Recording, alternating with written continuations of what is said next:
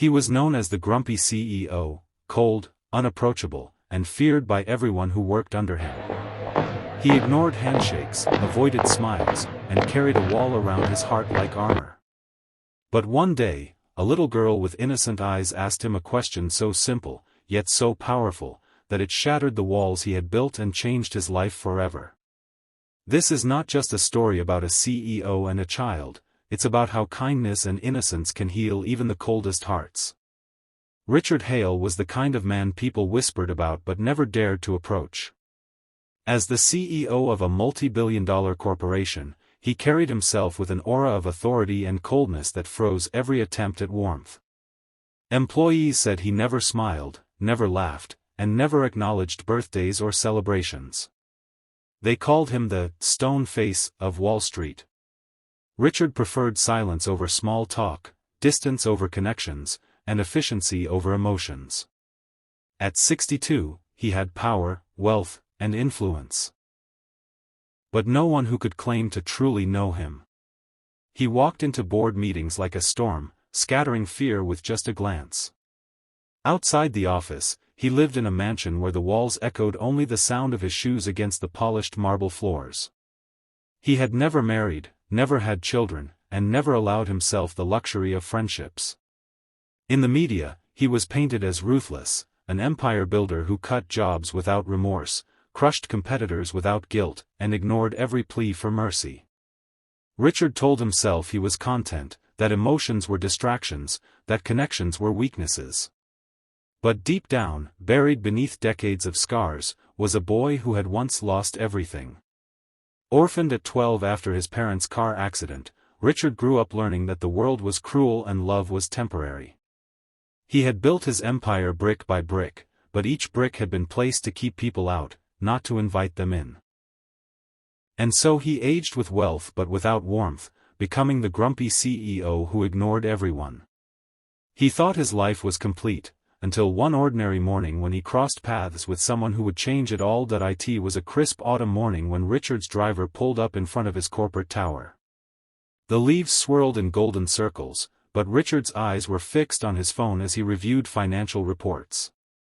As he stepped out of the car, adjusting his suit, he noticed a small figure sitting near the steps of the building. A little girl, no more than 8 years old, with messy braids and a backpack nearly half her size. She wasn't begging, nor was she lost, she was simply waiting. Employees streamed past her, some offering polite smiles, others ignoring her completely. Richard intended to do the same, brushing past her without a second glance. But then, as his polished shoes clicked on the pavement, the little girl looked up at him with eyes that held no fear of his stern face. "Excuse me, sir," she said softly, "can I ask you something?" Richard froze. No one dared to stop him, let alone a child. He turned slightly, his expression unreadable. "What is it?" he asked curtly. The girl tilted her head, her innocence cutting through his coldness. "Are you happy?" The question landed like a punch to his chest. For a moment, Richard felt as if the world around him had paused, the rushing employees, the buzzing phones, the spinning stock tickers, everything stopped at the weight of her words. He frowned, not out of anger, but confusion. "What kind of question is that?" he muttered. But the girl didn't flinch. She repeated, "Are you happy? My teacher says people who frown all the time are carrying heavy hearts. Do you have a heavy heart?"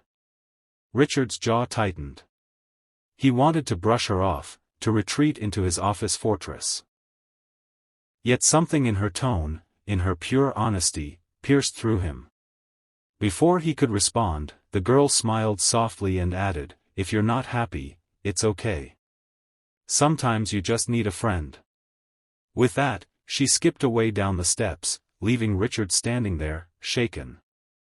The powerful CEO who ignored everyone now found himself haunted by the simplest question a child could ask. That night, Richard sat in his mansion with a glass of whiskey, but the taste was bitter against the question echoing in his mind. "Are you happy?" It replayed over and over like a broken record. He had never asked himself that question. Happiness had always been irrelevant, survival and success were his only pursuits. But now, he was forced to confront the emptiness behind his empire. He thought back to his childhood, to the laughter of his parents before tragedy struck. He remembered the loneliness of foster homes, the bullying, the hunger, the desperate drive to prove himself. He had clawed his way to the top, but in the process, he had buried every emotion that made life meaningful. For decades, he had mistaken wealth for fulfillment, authority for security, and fear for respect. Now, an 8-year-old had unraveled it all with one innocent question. He barely slept that night, tossing in his bed, staring at the high ceilings of his empty home. For the first time in years, he wished someone would walk through the door, sit beside him, and tell him it was okay to feel. The next morning, when his driver pulled up, Richard found himself scanning the steps for the little girl. She wasn't there. The disappointment surprised him. He wanted to see her again, to hear her voice, to perhaps answer her question honestly. Days passed, and Richard carried her words into every meeting, every silence in the elevator, every lonely dinner at home. "Are you happy?" He realized he didn't even know what happiness looked like anymore. The company thrived, but his soul withered. And so, for the first time in decades, Richard Hale, the grumpy CEO, felt something stir inside him. A longing not for profits, but for purpose. Weeks later, Richard saw her again. The same little girl, this time sitting on a bench outside the park across from his office. Summoning a courage he never thought he'd need, Richard walked over. "May I sit here?" he asked. The girl beamed and nodded. For the first time in years, Richard felt his lips curve into a smile. They talked, not about business, not about money, but about simple things, her favorite books, her dreams of becoming a teacher, the stray cat she was secretly feeding behind her school.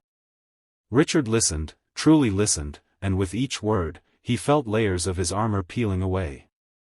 Then, almost shyly, he asked, "Why did you ask me that question that day?" The girl shrugged. "Because you looked sad. And I thought maybe no one ever asked you." Richard's throat tightened. She was right. No one had ever cared enough to ask. In that moment, something broke inside him, not in a painful way, but in a liberating way. He reached into his pocket and handed her a small notebook. "For your dreams," he said. She accepted it with joy. That night, Richard didn't go home to his mansion. Instead, he visited an old orphanage he once donated to but never entered. He sat with children who had no parents, children who reminded him of his younger self. He laughed with them, shared stories, even promised scholarships. For the first time in his life, Richard Hale felt a fullness in his chest that money could never buy. Months later, employees noticed a change. He smiled in meetings, he remembered birthdays, he listened more than he spoke. The stone face had melted, not because of corporate strategies, but because of a little girl's simple question, "Are you happy?" And the answer now, finally, was yes. Sometimes, all it takes is one small question, one small act of kindness, to melt even the coldest heart. If this story touched you, don't just let it pass, share it with someone who needs to be reminded that kindness changes lives. Like this video if you believe kindness can transform even the toughest people. Subscribe to Kindness Vibes for more heart-touching stories that restore faith in humanity. Comment below, what's the one question you'd ask someone if you wanted to touch their heart? And most importantly, be the reason someone smiles today.